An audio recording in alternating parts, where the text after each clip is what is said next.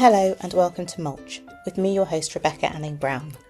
This is a weekly podcast for flower farmers who want to build a confident flower farming practice that reflects the lifestyle that you want now and in the future. Each week I'll share conversation and tips to nurture and grow you and your flower farm. I'll open conversations that flower farmers find difficult to talk about, provide approaches that will help you to make decisions, chuckle at the idiosyncrasies of our work, and always be real and honest about my own work as a flower farmer. My goal is to help you to grow a curious, confident and grounded flower farming practice that flourishes as a business that you love and are proud to shout about. Don't forget to subscribe to the channel, and if you like what you hear, please do leave a review and share the podcast with your flower farming friends. It really does help to grow a confident and successful flower farming community. Hello and welcome back to Mulch. This is the last summer holidays episode of Mulch, so we'll be back to weekly or more or less weekly from next week, which is also back to school. How are you? The summer for me is always defined by the way in which my world literally revolves around the next meal or the next form of entertainment or the next distraction from the computers for my children. I know that's not the case for everyone, and the more people I speak to, the more people I realise are also, like us, juggling aging parents, which is just a whole different world to negotiate. And so whatever you've been up to this summer around the flower growing and selling, I just want to say that I hear the challenges and well done for keeping going. Well done. I think the reality is that for the majority of us, there is more to life than work and love.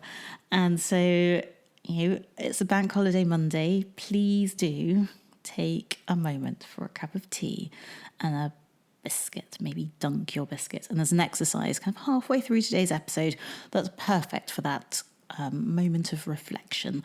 So hopefully you will take the time to do that. It is sadly 100% biscuit dunking and hot drink weather here in Leeds. It is cool. I'm not going to say cold. It's cool and cloudy, and it has been for a little while. The bizarre thing, or the fabulous thing, is the strength of nature. I'm incredibly grateful to nature for the fact that we've had flowers after flowers after flowers, despite having what we're all describing as a challenging growing year here in the UK.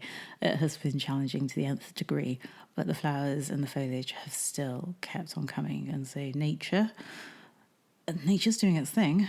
It knows, and we're supporting it. And I'm so grateful that supporting nature has allowed us to have flowers to sell and to work with all season.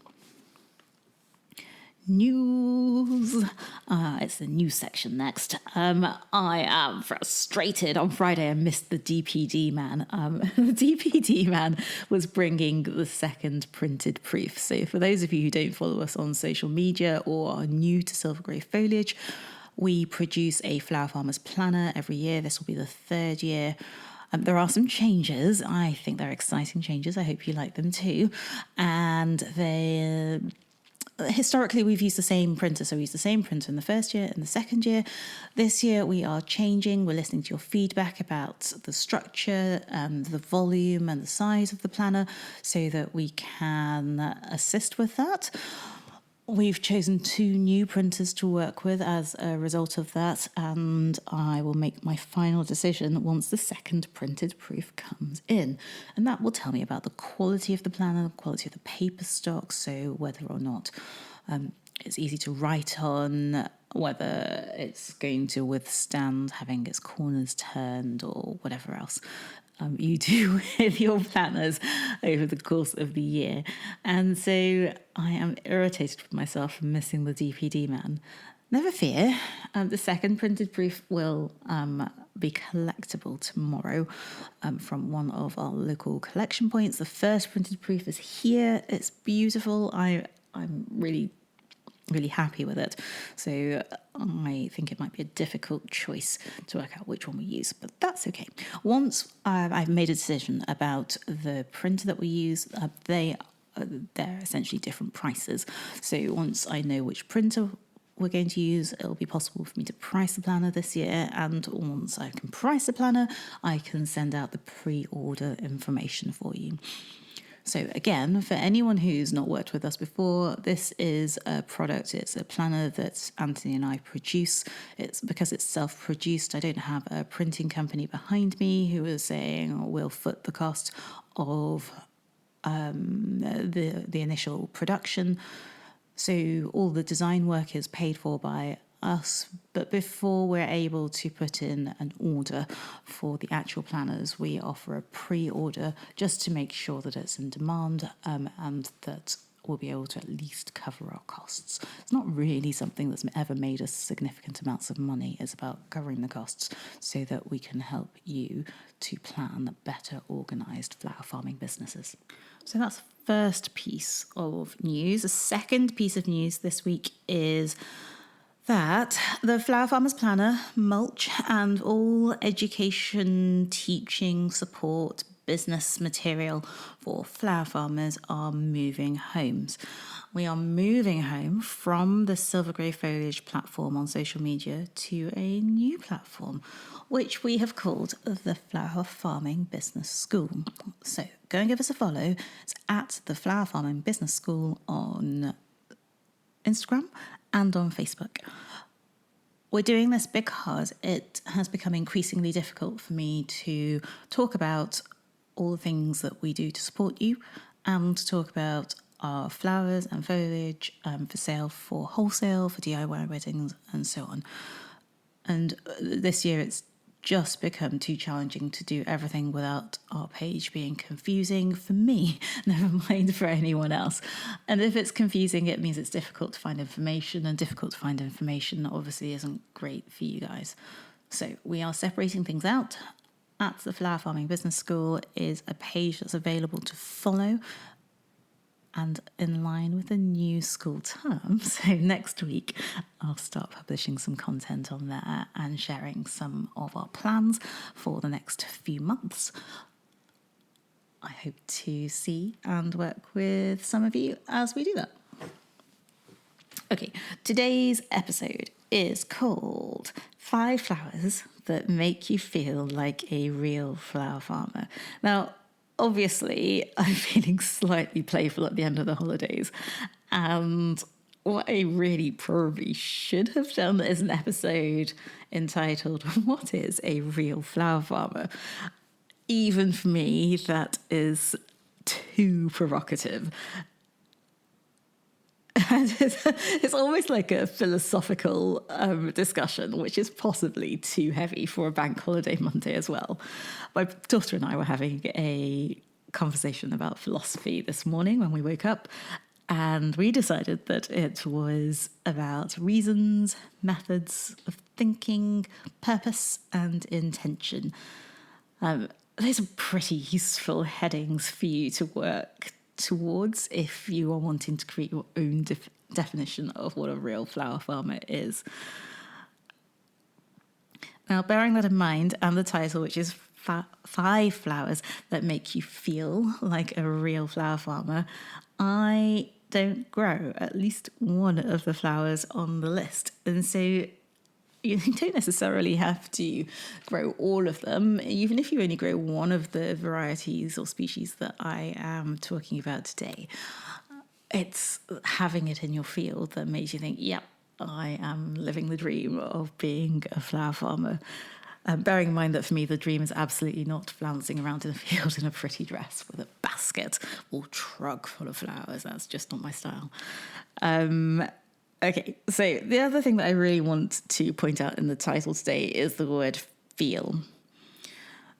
I really want you to notice that word feel, because feelings are incredibly important when we define our role. Feelings make us feel comfortable and they make us feel uneasy about our identity. And in particular, it's when we feel that discomfort that we shy away from being visible in our work and sharing it with customers and supporters around us. There are loads, absolutely tons of things that cause that discomfort, and feelings are just one of them. However, as it's a bank holiday Monday, I hope that you're allowing yourself a moment with a cup of tea and a biscuit for dunking and a moment away from the physical and kind of dirty work of our businesses. And maybe you'll spend that time with a pen and paper and you'll write about how you feel about your identity as a flower farmer. How does that title, that identity, make you feel? Just write. Let the thoughts flow out through your pen. Don't change them. Don't alter them. Just write them down and let them be and see what comes out. It's a really interesting and useful exercise, especially as we go into the autumn winter, and for some of you there will be less flower farming practice in terms of the physical work to do, and so maybe it's a good time to be working on the other things that make our businesses successful. All right. Flower choice number 1 is sweet peas. They're super productive. They are highly perfumed. It's like my neighbour brought me sweet peas 2 weeks running. I feel like the luckiest woman in the world. And yes, my husband is editing this. But I do. My neighbour brought me sweet peas, bunches of sweet peas that are sat on my desk 2 weeks running. And they are such an intoxicating, provocative flower that literally brought the biggest smile to my face. And yes, I didn't grow them, but they are a flower that's synonymous with like people who grow. They're a flower that's synonymous with weddings, that scent and those kind of long fronds and of kind of little flowers and those kind of delicate colours and also really strong colours. They are top of my list of flowers that I would expect a flower farmer to grow. And that's why I've put them at the top of my list of flowers that make you feel like a flower farmer. Because I can genuinely imagine having armfuls of sweet peas and thinking, this is it, I've made it. I am toying with growing sweet peas this year. I'm toying with it. It's the one flower that Antony and I disagree on, and it's the one flower that he says, no, we're not growing that. It's a strategy question. It's a conversation for another episode, but I am confident that if sweet peas ever make it onto our flower availability list, I will feel like I have absolutely reached that pinnacle of growing. All right, the second on my list this week is dahlia. Dahlia are that flower of abundance at this time of the year. They are, again, super fashionable and have been for the past 8 or so years. I'm not really sure where that transition came from. Potentially it's the flower farming world that have assisted that, in my opinion, because historically they're a flower that were known for showing on country shows and to be grown by gentlemen on allotments or ladies on allotments for that process of showing. And there's an abundance of knowledge to gain from that experienced group, but it's very different to the way that flowers are grown as a flower farmer. But when you look across social media, when you look at the pictures that inspire people, when you look at people's websites, there's almost always a picture of beds full of dahlia because they're glorious and they come in different shapes and colours and sizes. They're a brilliant focal. It's easy to feed them and water them and to make them productive. They're obviously great friends of the earwig and the slug, but they're an incredible flower, much loved by flower farmers and our customers. So it's easy to see why they're a flower that when you have them and you're cutting them in true abundance, they make you feel like you're doing the job, like you are the real deal. So dahlia are number 2. Now, I should probably say that other than sweet peas, the rest of the flowers are in no particular order. And I say that because next on my list, flower number 3 is tulips. Now, I love tulips. For many of us, they herald the start of the season. They're not quite the first flowers that we pull or cut, but they really say that the season is starting, and they come in such wonderful varieties and colours. The choice is phenomenal. Of what you can grow, and so everybody has different varieties and everybody has something to offer that will turn their customers' eyes. I love tulips. I love the squeakiness. I love the shape of the bulbs. I love the excitement of them, especially the newer varieties. We grew one last year or this season called Flaming Flag, and on the picture, because I went back to check, on the picture it was kind of white and red on the outside, and I thought, oh, that's pretty. It's a little bit different to the Raspberry Ripple that I really love. We'll order that. Now, not only did it have that kind of cream and red stripy outside, but as it opened, the centre was navy blue. I mean, how clever is that? Like, so clever in terms of breeding, like beyond my skills and knowledge and capabilities. And I'm okay with that because it's the most beautiful thing and it was a delight to grow. So I'm looking forward to ordering those again this year. For me, tulips are always a winner as well because for us, they've always been profitable. We have historically grown thousands of them. We may grow fewer of them this year, but that's, again, a strategy decision rather than because they're not profitable or because I don't like growing them. I really love them as flowers. And I love seeing them in abundance. And I love having them in abundance before I kind of shepherd them out to our florists and retail customers. So for me, tulips are definitely up there as a flower that make me feel like the season has started, like I'm ready to work, like I'm doing it again, like the season will come again. I'm still a flower farmer. That's why the tulip is there. Is the tulip my favourite spring flower? ? Discuss. Not necessarily. Even though I love them, they're not necessarily my favourite. I can't believe I just said that because I think the flower, the spring flower that's my favourite, isn't on the list. Or I know it's not on the list today. Controversial. I'm not going to share what my favourite flower is, but you can guess if you'd like. Okay, next.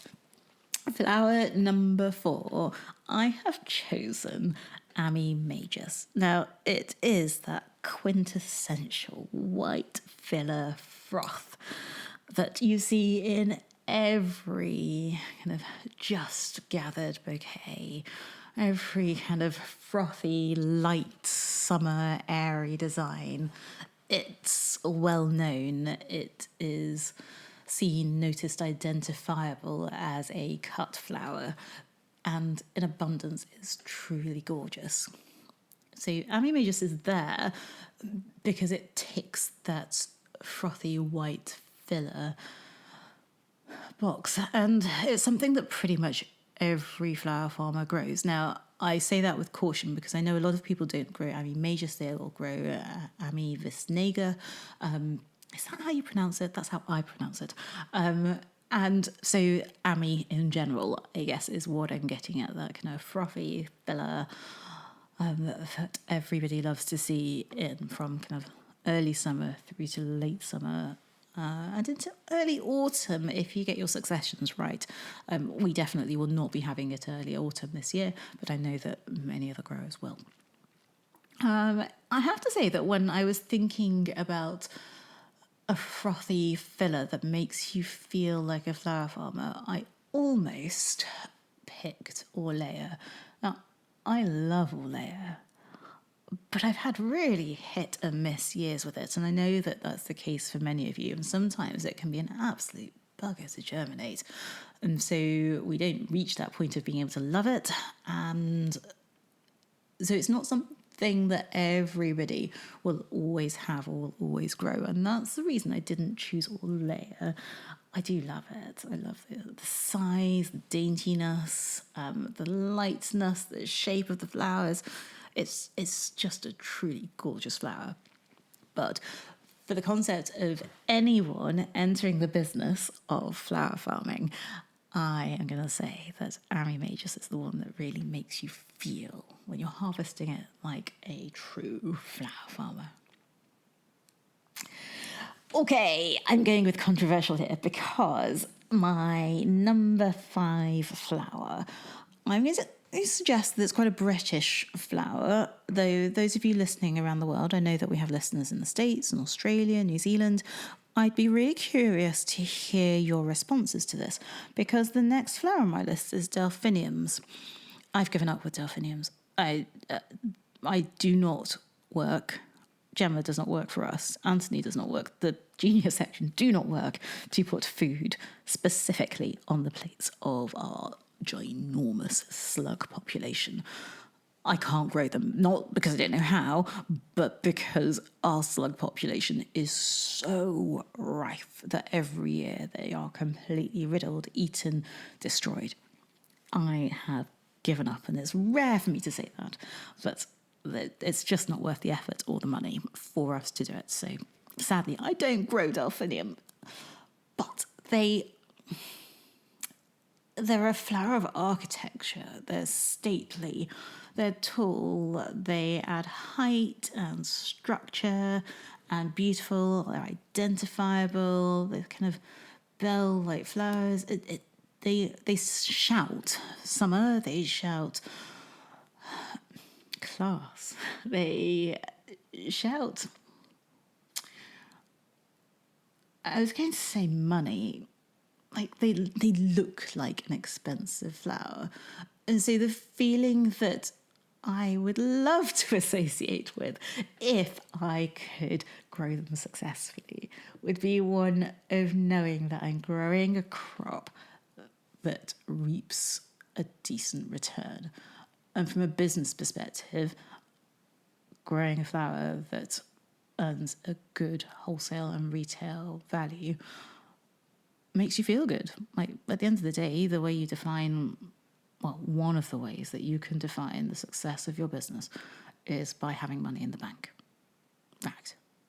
Whether you are a charity, a not-for-profit, a business in the truest sense, money allows you to invest in your crops, to pay for the work that your charity does. Money in the bank is the thing that identifies whether or not you're able to reach your goals. Some of your goals. I'm going to say some because I'm not a true believer that money is the only reason to grow a successful business. So that is, again, a topic for a further episode of Mulch. Maybe a workshop. I don't know. Anyway, good. So those are my flower choices for the day before I digress into a completely different subject matter. Sweet peas, dahlia, tulips, Ami Magus, delphiniums. Do you agree?